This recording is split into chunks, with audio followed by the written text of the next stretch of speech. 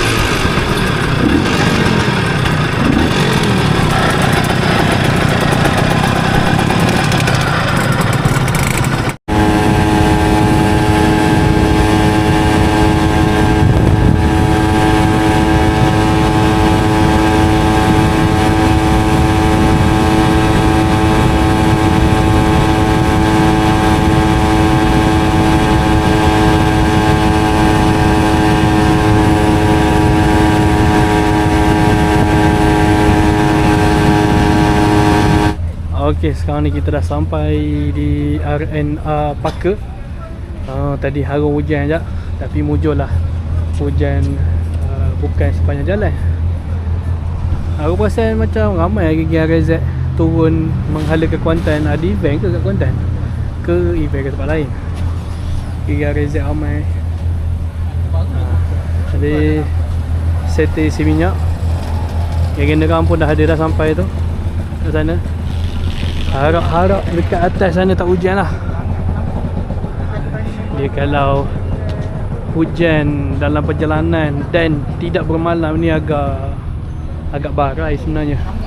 Kalau bermalam boleh lah panas-panas dekat homestay.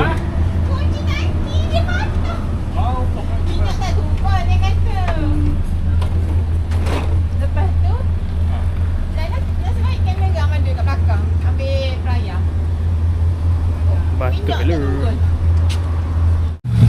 Lagi lalu exit payung lagi. Sekejap kita nak sama tu sekejap. Okey dah. Cukup korum. Ada apa? 2, 4, 6, 8, 10, 11 biji daripada Kuantan. Geng Genera 4 biji, geng Kuantan 7.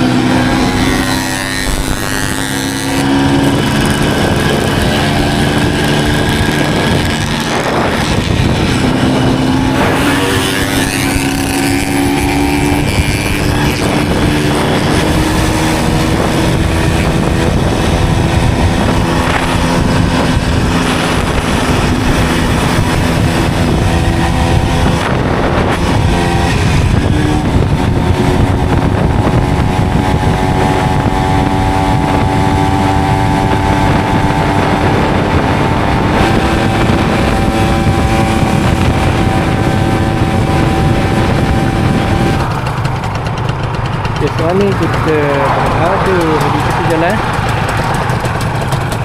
nak exit. Tak tahulah sama ada nak exit sini ataupun exit Gemuruh.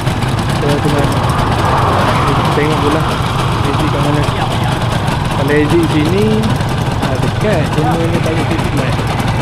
Kalau exit Gemuruh kita tak